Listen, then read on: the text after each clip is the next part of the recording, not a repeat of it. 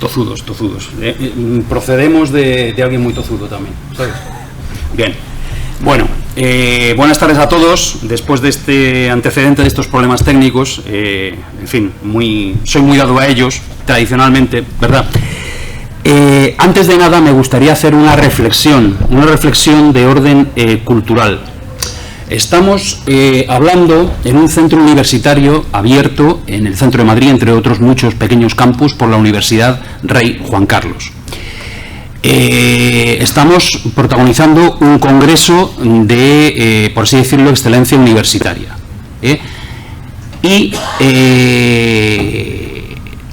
Se puede decir, en otra línea de investigación de nuestro grupo de investigación en el CINTER, es la reproducción del Palatium, ¿no?, en términos políticos y administrativos y ceremoniales. Bien, pues en un sentido cultural, esta diseminación de centros a cargo de la Universidad Rey Juan Carlos en la ciudad de Madrid implica una reproducción del Palatium en un sentido cultural. Me permitirán aludir a este concepto, incluso sublimación del mismo, porque este centro, situado en la calle Quintana, está no muy lejos de una biblioteca, la biblioteca José Acuña, resultado de la política de extensión cultural formulada por la Red de Bibliotecas Populares de Madrid a partir de los años 50. De tal manera que, al margen de las contingencias políticas de la controvertida historia española, es para ser conscientes y para valorar el hecho de que esa extensión cultural bibliotecaria de primer orden haya devenido en esta sublimación, en este perfeccionamiento de la acción cultural en la ciudad. Y me siento orgulloso de formar parte de esa evolución, ¿no?, muy modesta parte. Cierro el paréntesis, pero me parecía importante comenzar aludiendo a este punto. Bien, y ya aterrizando, hablando de la Comisión Forestal del doctor Velasco en Segovia, en 1565, cabe hacer una pequeña introducción. Desde el paso de la Edad de Hierro a la Edad Antigua, las categorizaciones del pasado dejaron de estar relacionadas con el uso y aprovechamiento de los recursos naturales. Pero a pesar de ello, su obtención siguió siendo la clave para comprender la relación del ser humano con el medio ambiente. Hasta tal punto que esta dimensión se ha transformado en el presente, como es notorio, en una conciencia social e institucional dirigida a limitar el daño que el aprovechamiento humano de tales recursos y su intensidad provoca en la naturaleza. No obstante, como se propone demostrar esta ponencia, esta conciencia está lejos de ser patrimonio exclusivo de la sociedad contemporánea. El desarrollo de la historia ambiental en las últimas décadas ha permitido caracterizar la Edad Moderna como la llamada Edad de la Madera, por la importancia que este elemento de utilización general, comparable a la que hoy puedan tener el plástico o el cemento, tenía para todos los aspectos de la vida. En proporción a tal importancia, la actitud institucional hacia su explotación durante la Edad Moderna estuvo lejos de los rasgos de depredación y agotamiento que frecuentemente han sido presentados, y hemos podido constatarlo en la intervención anterior, como por ejemplo permiten deducir además las tres aportaciones que, en forma de panel, presentamos desde el CINTER en el 41 encuentro de la Asociación Portuguesa de Historia Económica y Social, celebrado en Coimbra, Félix, Coldo y yo desde el CINTER, ¿no?, el pasado mes de julio, que supusieron toda una puesta en cuestión de cierta opinión académica que destaca la destrucción que supuso para el medio natural la política de reputación mantenida por las monarquías patrimoniales del sur de Europa en la Edad Moderna. Pese a que la historiografía tradicional, por ejemplo, el conocido Ernest Bauer, puso en cuestión la preocupación forestal en estas monarquías, contaminando en buena medida la opinión académica. Hasta el momento actual, las decisiones del Consejo Real de Castilla en este terreno, desde las pragmáticas y otros instrumentos legislativos o reglamentarios hasta los acuerdos tomados en consulta de viernes por el propio Consejo con el Rey, implicaron una política de signo claramente conservacionista, acuñada en el término conservación de montes. En un documento que han mencionado en la intervención anterior se hablaría de sostenibilidad, pero de forma paralela, ya en esta legislación se habla de conservación de montes. Una de las razones más poderosas para ello fue la condición de la persona real como paterfamilias, que le obligaba a proteger la disposición abundante y continua de recursos para sus súbditos, para su familia ampliada, que pasaba por una explotación responsable y limitada de los mismos. Así, la cuestión forestal formará parte de la vida buena de cunho aristotélico. El gobierno de la casa compleja o ampliada compendiaba el ejercicio de la autoridad familiar y el saber administrativo dirigido a la conservación de su patrimonio.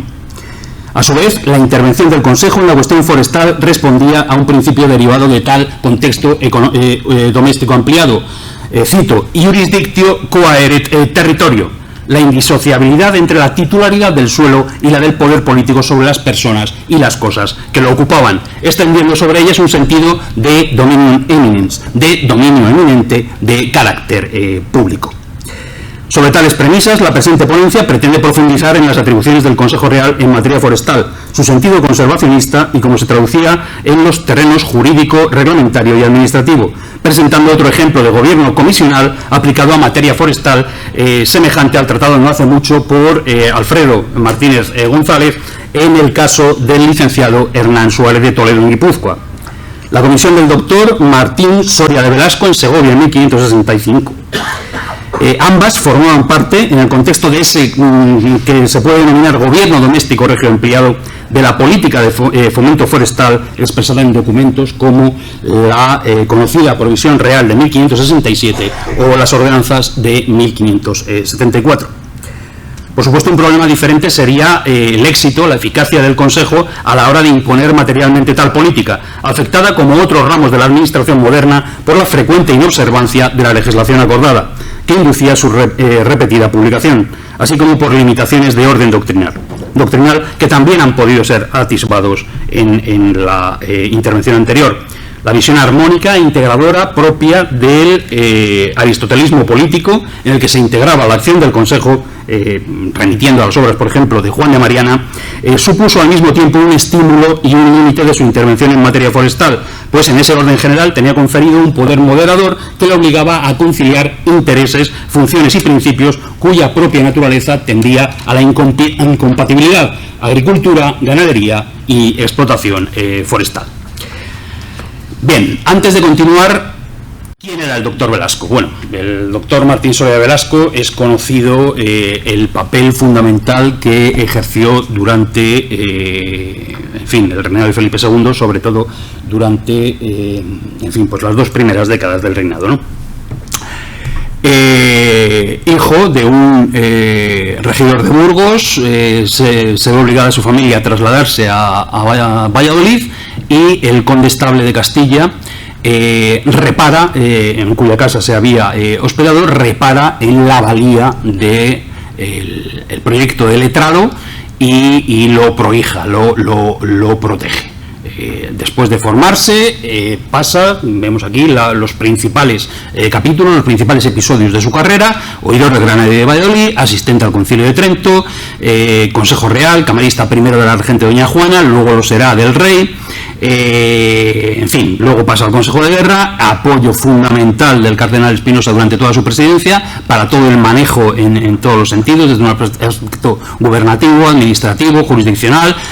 termina entrando en el Consejo de Estado y termina falleciendo en 1573. Pero lo que hay que destacar es, el aspecto profundo de todo este rímero de cargos, ¿no? Por ejemplo, cuando a la regente se le ordena que consulten a Velasco cuando se ofrecieren cosas donde fuere menester letrado, ¿verdad? De tal manera que los ministros cortesanos procurarán su amistad y buscarán su intercesión para obtener la gracia real.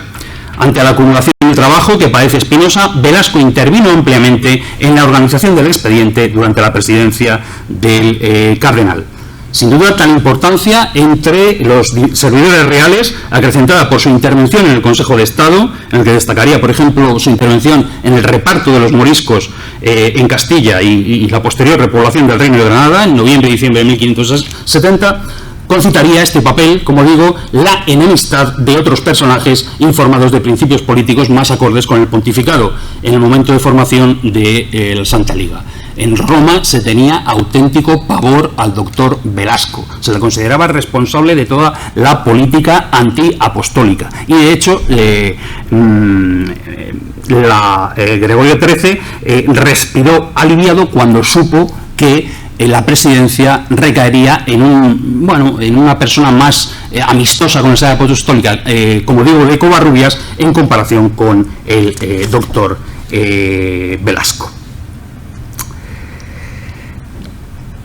El común de la corte atribuiría a Velasco una prominente situación en ese contexto. Hay que tener en cuenta que se rumoreó ese acceso a la presidencia porque en ese momento Velasco era el oidor decano del Consejo y claro, esa condición de oidor decano le procuraba digamos una posición que desde fuera se identificaba, se confundía muy fácilmente con la del propio presidente, pero sin embargo después de la muerte de Espinosa la situación cambiará radicalmente, lo hará muy rápido y el perfil político de Velasco rápidamente en fin, pierde peso muy poquito antes de su muerte. Bien, pues en toda esta intervención, tan amplísima intervención, el contacto del doctor Velasco con la cuestión forestal segoviana resultaría de la permanencia de Felipe II en la cercana Casa del Bosque en 1565, en el marco de una encomienda más amplia del fomento de los montes recibida en el seno del Consejo Real. Esta proximidad de la Casa del Bosque a los núcleos de alrededor induce el planteamiento por ellos, por estos lugares cercanos a la persona real y entre todos Segovia, de aquellos temas que les preocupaban. Este recurso era un rasgo constitucional del sistema político-administrativo acogido con mayor continuidad en la Villa de Madrid, pero manifestado de forma permanente allí donde estuviese la persona real.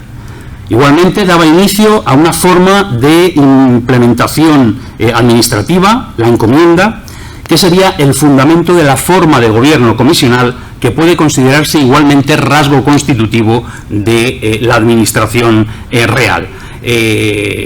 Pues articula la transpersonalización, el traslado de las atribuciones gubernativas y jurisdiccionales del rey a sus servidores, ¿no? Ese traslado de funciones de la persona real hacia sus ministros. En este sentido, pues remite esta forma de funcionamiento, como hemos dicho ya muchas veces, al principio teológico de la transubstanciación. Bien,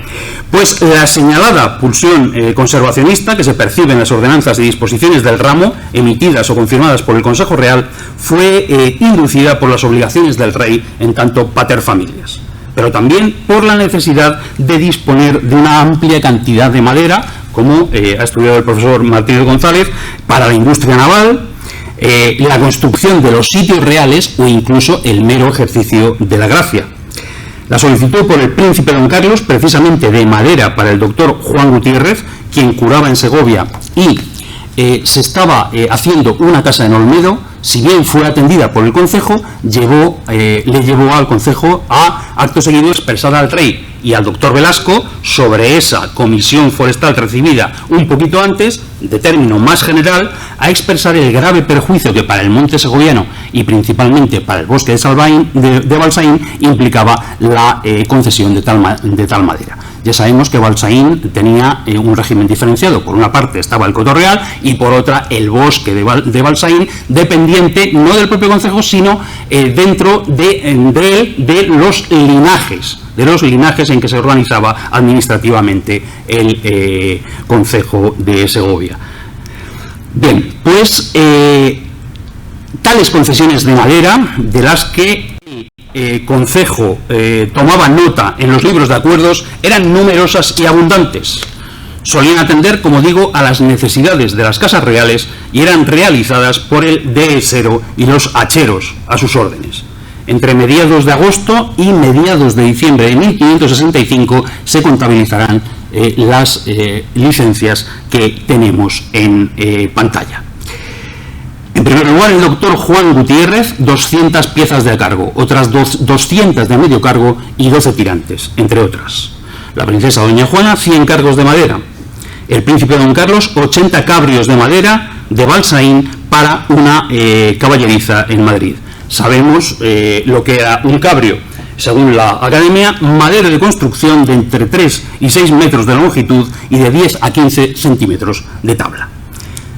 Por su parte, tenemos también al licenciado Rosales, capellán de Su Majestad, que pedirá licencia y le será concedida por 100 cargos de madera en los Altos de Espinar para una casa que se hacía en Madrid.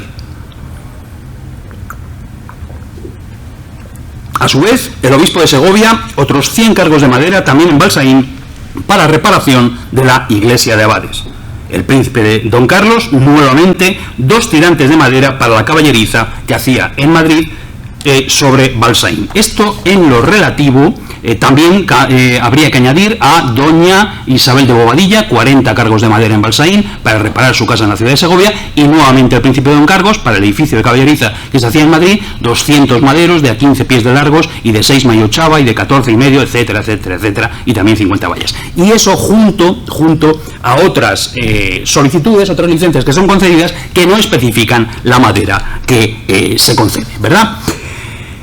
Bien, por ello el concejo segoviano era especialmente sensible al planteo de árboles y la conservación de la masa boscosa, al margen del esfuerzo que por su parte desarrollaba la corona.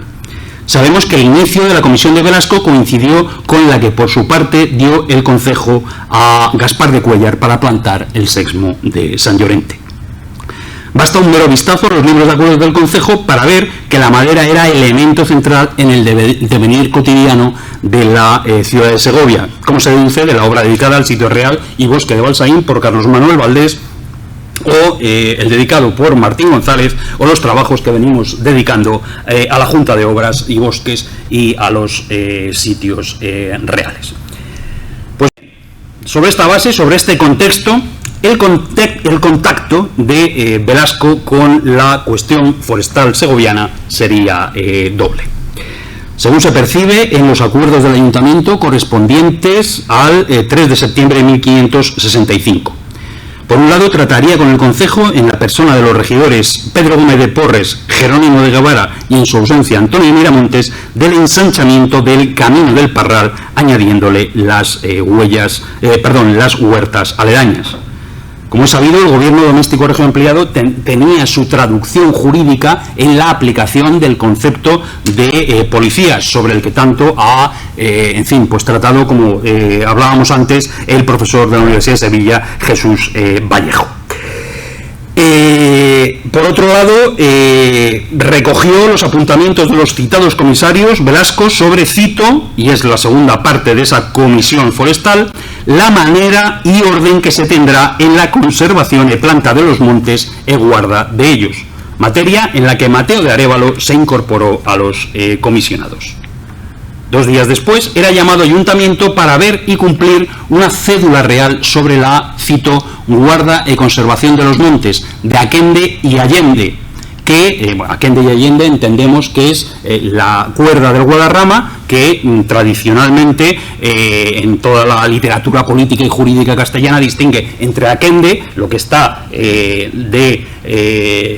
la cuerda hacia Septentrión, y la parte meridional, la Nueva Castilla, la parte sur, ¿verdad? Que, pese a formar parte del conocido y lo reglamentario de la corona sobre el particular, aparecía influido por la preocupación de la ciudad, y seguramente la del propio rey, quien, como he dicho, permanecía entonces en la cercana Casa del Bosque. De hecho, la cédula leída en tal ocasión aparecía firmada por el rey en el Bosque de Segovia el propio 3 de septiembre. Cabe hacer una acotación que me ha venido a la cabeza oyendo los juicios, los veredictos sobre la masa boscosa o más bien la carencia de ella hecha por el asistente del barón de Rosmital cuando viene en el siglo XV, si no me equivoco, ¿no? Bien, pues claro, no cabe comparar, el medio forestal del lugar del que procedía el asistente del barón de Rosmital, que, Alemania y el Imperio, que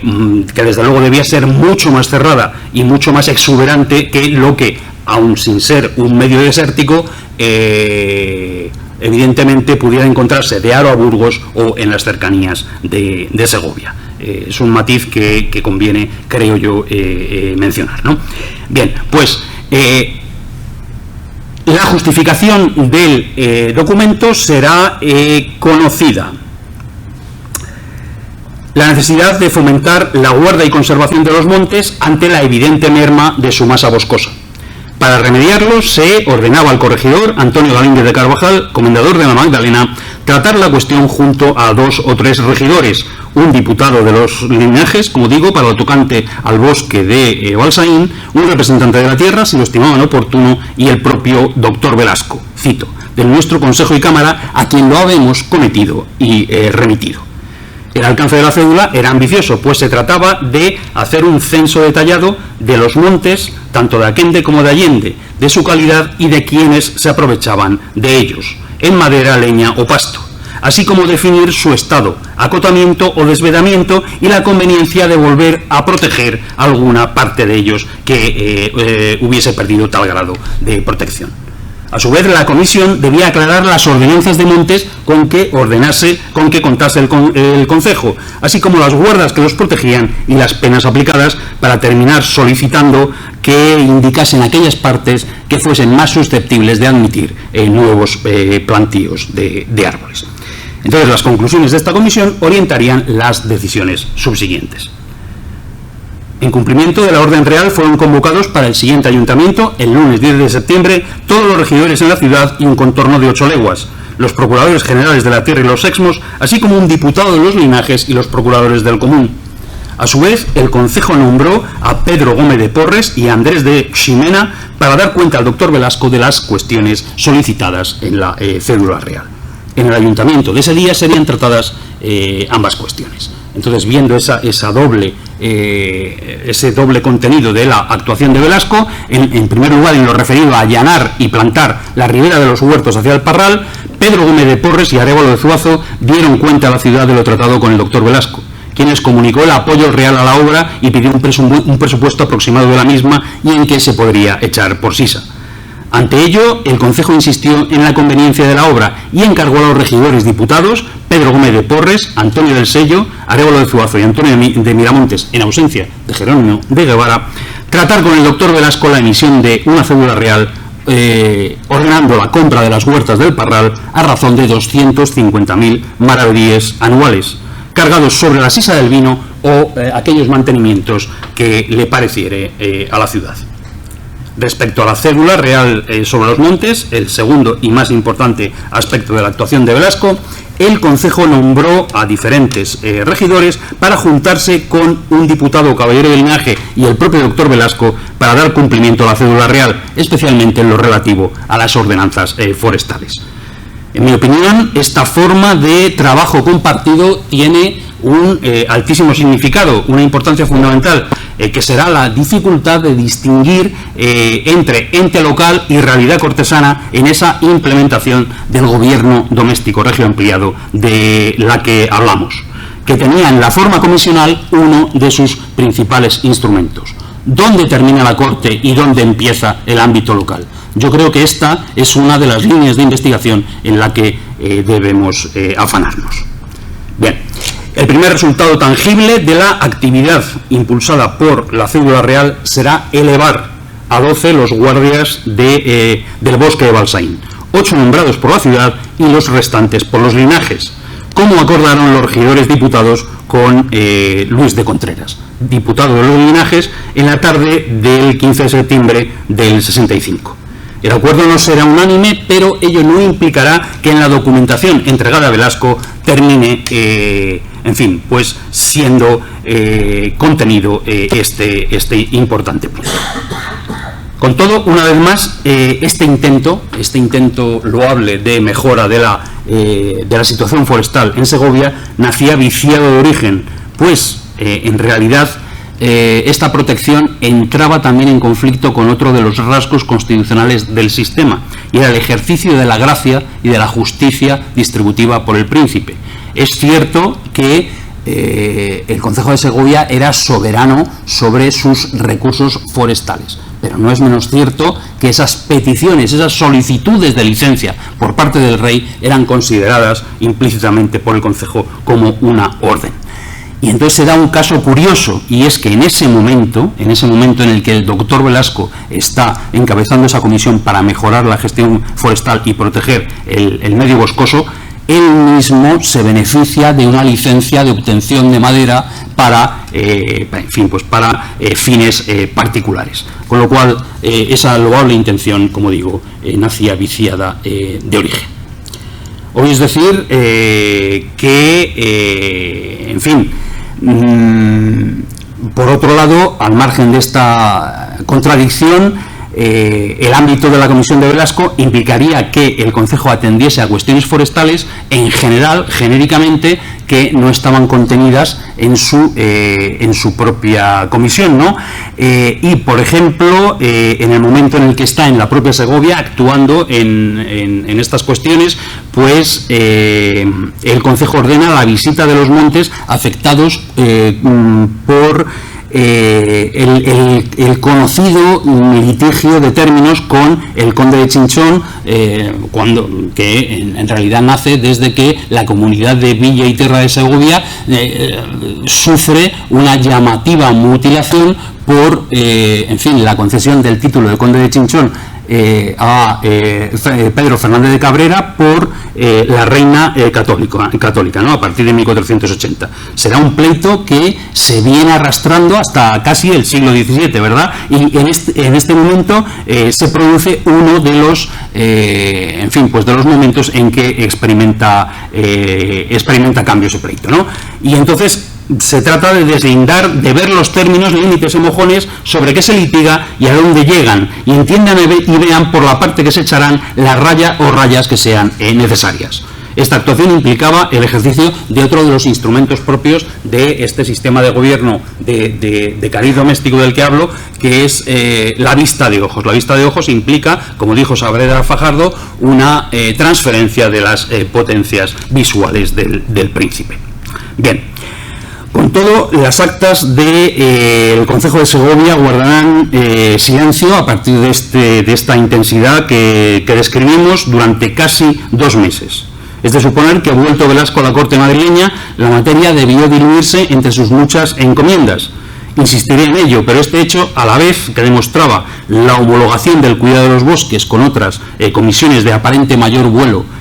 gubernativo o jurisdiccional, derivadas en el caso de Velasco de esa doble condición de miembro del Consejo Real y del Consejo de Estado, tenía la consecuencia de demorar, de dificultar la ejecución de todas y cada una de ellas. Y es curioso que, al margen, como digo, de su importancia política, todas ellas más o menos importantes, se ven perjudicadas, se ven demoradas en su ejecución por esta evolución basada en la encomienda. Pero en ese periodo el Concejo no había dejado de trabajar al respecto. El 1 de diciembre del 65 acordarán que Arévalo de Zuazo, un regidor, remitiese una carta en nombre de la ciudad al doctor Velasco sobre lo tratado en su día y avisándole que su compañero Hernando Arias lo trataría con él. El mismo día se puso de manifiesto uno de los motivos que habían impulsado la propia Comisión Forestal del doctor Velasco en origen: el efecto que la instalación de la Corte en la Villa de Madrid tenía sobre los bosques segovianos. La venta de leña fuera de la ciudad había encarecido su precio, y el calor de la comisión del doctor Velasco el Concejo segoviano encargará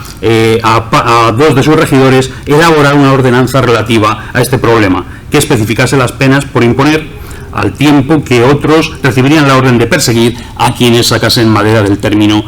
más allá de sus límites. El problema debía ser de tal magnitud que una ciudad eminentemente forestal como Segovia tenía que complementar su oferta con madera venida de fuera, y además en una cantidad que no garantizaba el abastecimiento de la población, hasta tal punto que el 7 de diciembre de 1565 el Concejo decide que fuese hecha ordenanza complementaria prohibiendo a los mercaderes de tinte comprar leña de la avenida de fuera de la ciudad, como digo, para garantizar ese abastecimiento de la población.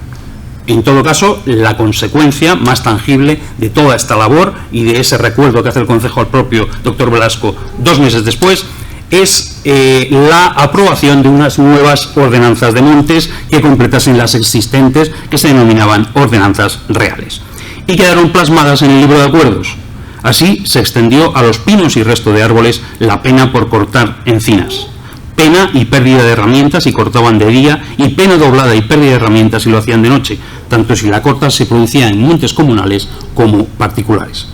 Para conseguir el fiel cumplimiento de esta orden, se ordenó a las guardas tomar los destrales, es decir, esas pequeñas hachas para la corta clandestina de madera, y las herramientas parecidas a las personas que incurrieren en tales penas, y ponerlas bajo custodia del escribano del concejo de cada localidad. Serían vendidos en pública almoneda, y la mitad de su importe sería para los guardas, quienes, caso de no cumplir tales estipulaciones, pagarían el 4 tanto de tales herramientas, por tercias partes para el concejo, el denunciador y el juez. Se trató asimismo de limitar los excesos en la corta de ramas muy gruesas de las encinas para el ramoneo del ganado, aprovechada para hacer ollas de carbón o quemar en la casa, condenando a 50 maravedíes de pena a quien cortare para este efecto ramas de una cuarta de grueso o, por su parte más ancha, o lo hiciese a menos de un codo del tronco, con la intención de permitir la regeneración de la encina. En línea con lo anterior, se prohibiría durante 10 años la factura de carbón de roble o encina en la jurisdicción de la tierra de Segovia, Aquende o Allende, so pena de 2.250 maravedíes de pena por cada horno que se descubriere. Si bien esta disposición tuvo una excepción llamativa, como la relativa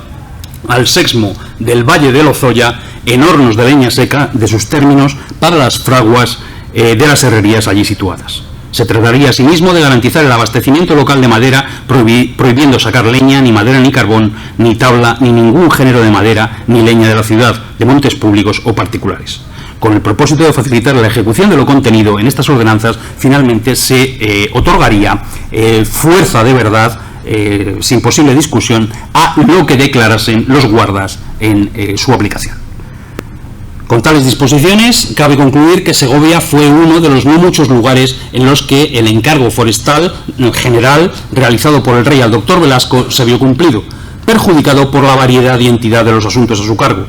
Justo un año después, en el otoño de 1566, en el que una enfermedad real mantuvo a Velasco en Segovia hasta bien entrado octubre, atendería desde la ciudad asuntos de mucho mayor calado político, relacionados sobre todo con su condición de consejero de Estado. La venida de la Armada Indiana, el pleito del duque de Alburquerque, decretos de los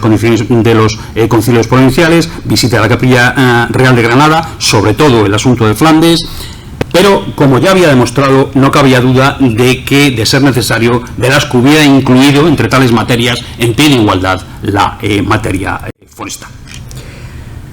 En este sentido, de forma significativa, y con esto ya concluyo, Felipe II encareció al presidente Diego de Covarrubias en las instrucciones que le dirigió recién llegado al cargo a finales de septiembre de 1572, tanto la necesidad de que Velasco atendiera la cuestión forestal, con gran pulso conservacionista, dicho sea de paso, y ahora vamos a leer el texto, como la de limitar su loable pero perjudicial costumbre de asumir más asuntos de los que era capaz de gestionar. Cito: una cosa deseo ver acabada de tratar, y es lo que toca a la conservación de los montes y aumento de ellos, que es mucho menester y creo que andan muy al cabo. Temo que los que vinieren después de nosotros han de tener mucha queja de que se los dejamos consumidos. Está diciendo cosas que no nos extrañaría oír ahora en un ministro de Medio Ambiente, ¿verdad? Y plegue a Dios que no lo veamos en nuestros días. Esto a mucho que se cometió al doctor Velasco para que lo ordenase, y con sus grandes ocupaciones, o sea, 1565, y estamos en 1572, y con sus grandes ocupaciones no ha podido, ni creo que podrá. Informaos en qué término lo tiene, y si fuere posible que lo acabase Velasco, sería muy bueno. Y en este año veréis qué orden se podrá tener para que tenga fin. Y con esta ocasión os diré, de paso, aprovecha el rey para decir, que con el gran celo que tiene Velasco a mi servicio, y con su habilidad y prudencia, que cierto es grande, quiere tomar a su cargo todas las cosas, y si pudiese con ella sería muy bien, mas no puede, ni podrían otros 4, dice. Y así convendrá que con buen modo tengáis cuenta con no ocuparle en más de lo que puede, y lo menos que se pudiera en las cosas del Consejo, de las que, como digo, formaba parte de la cuestión forestal, porque pueda entender a las otras que fuera de él se le cometen. Con lo dicho, la Comisión Forestal de Velasco no solo nos ha permitido representarnos las razones del moroso estado de la cuestión forestal en Castilla, sino las limitaciones del propio gobierno comisional. Muchísimas gracias por vuestra atención, sobre todo a estas horas.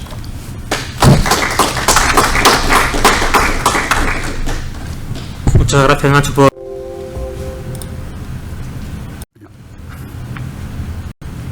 Dale a la flecha.